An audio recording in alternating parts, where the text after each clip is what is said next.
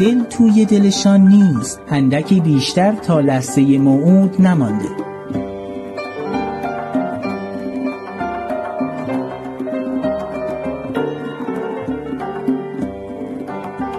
امروز را خوب به یادشان میماند، روز پیمانی همیشگی در کنار هم.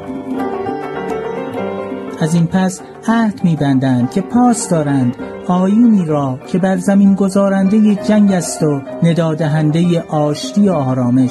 در آدوریان تهران رخت سپید بر تن دل را می سپارند به دریا برای انتخاب آزادانه‌ای که کردند. حال وقت آماده شدن برای رفتن در جمع مردم است و سالن خسروی.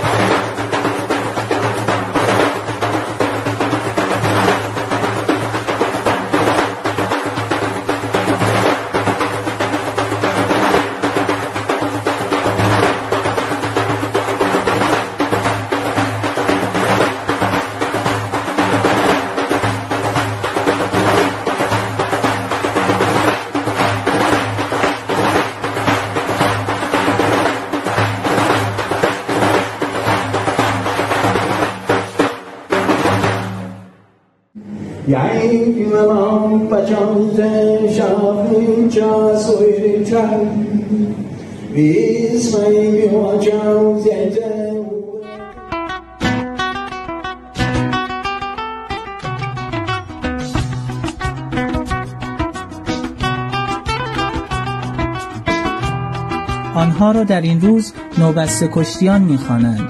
دانش آموزان پسر و دختری که با پوشیدن سدره پشت کردن به کردار بد را تمرین می‌کنند و با بستن کشتی به کمر سنیک زرتشت را در پندار و گفتار و کردار در هر اوستایی برای خود یادآوری.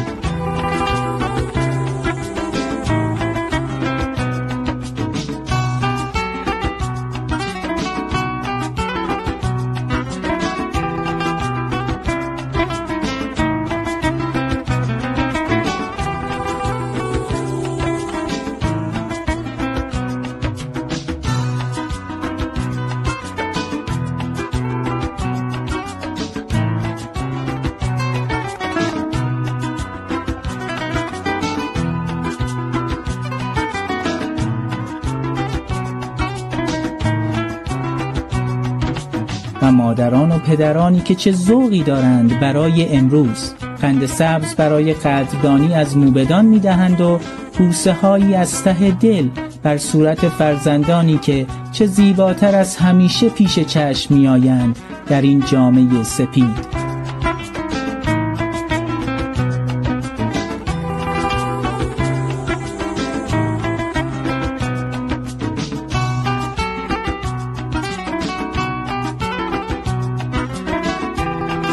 خیلی ها با خود خاطره بازی می کنند آن روزهای نوجوانی را که روزی روزگاری مثل این بچه ها صدر پوش شدند.